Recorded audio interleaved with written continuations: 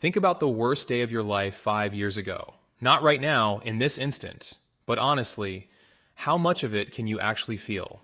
The images are probably still there, but the sharp edge, the raw sting that made it unbearable at the time, has usually gone soft. You've probably assumed that's just time doing its job, wearing memories down like water on stone. But the real answer is far stranger. Your brain isn't letting that pain fade by accident. It's actively editing it on purpose to protect something much bigger than the memory itself, your sense of who you are. Start with a simple experiment that should unsettle you a little. In 2001, a researcher named Michael Anderson ran a study that would go on to change how psychologists understood memory and forgetting. He had participants learn pairs of unrelated words, then later deliberately try not to think of certain pairs when given a cue. Not distract themselves, not think of something else instead. Actively suppress the memory itself on command the moment it started to surface.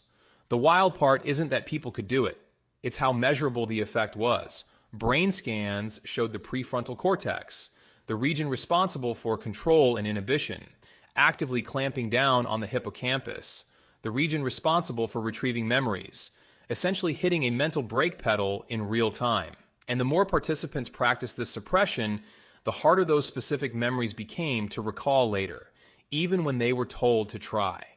Your brain wasn't losing the information. It was actively pushing it down and getting better at the push with repetition. Does that sound familiar? It should, because you've almost certainly done a version of this yourself, without ever realizing it had a name. Here's where it gets more personal and more uncomfortable. Two psychologists, Ann Wilson and Michael Ross, spent years studying something they called temporal self-appraisal. Their research found a consistent pattern in how people remember their own past selves. When participants were asked to rate an old memory of themselves, the version of them from years earlier was almost always rated as less mature, less capable, more flawed than the person they believed themselves to be right now. At first glance, that sounds like normal growth. People improve over time, so of course past you seems worse. But Wilson and Ross found something stranger underneath that. The rating of your past self didn't track your actual improvement. It tracked how emotionally close or distant you currently felt to that memory.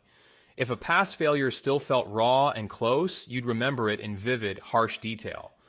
But the exact same event, once enough time and distance had passed, got quietly downgraded, blurred, softened, reframed as belonging to a person who wasn't really you anymore. In other words, your brain wasn't just recording your history accurately and letting you grow past it. It was rewriting the emotional intensity of your history, specifically so that present, you could keep feeling like the competent, stable version of yourself. The past self became a stranger on purpose, so the pain wouldn't have to belong to someone you still had to be. There's a name for part of this mechanism too.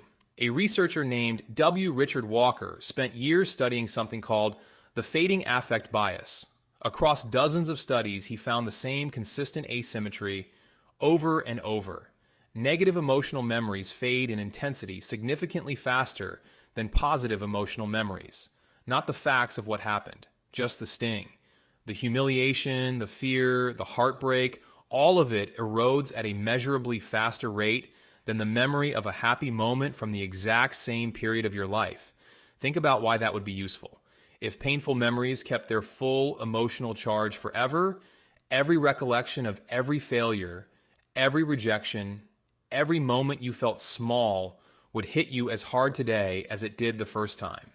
Your sense of self would be under constant siege, rebuilt from scratch every time an old wound resurfaced. Fading affect bias isn't a flaw in your memory. It's a structural feature quietly protecting the story you tell yourself about who you are by turning down the volume on anything that threatens to contradict it.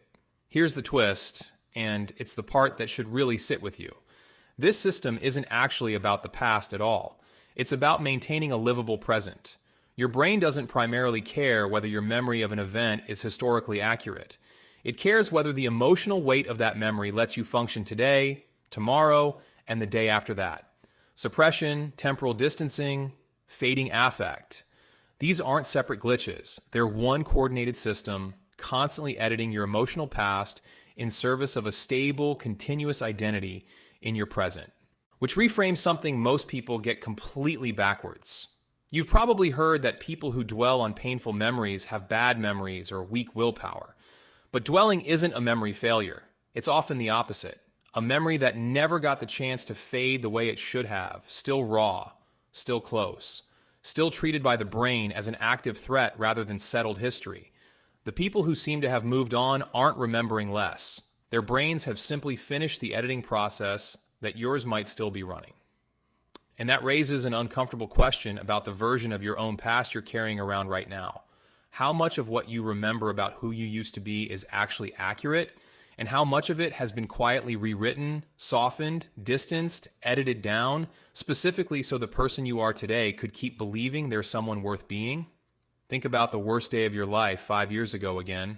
The sharp edge is gone, and you probably credit that to time. But it was never really time that did the healing. It was your own brain, working behind the scenes this entire time, protecting the only story it's ever really been trying to tell, yours.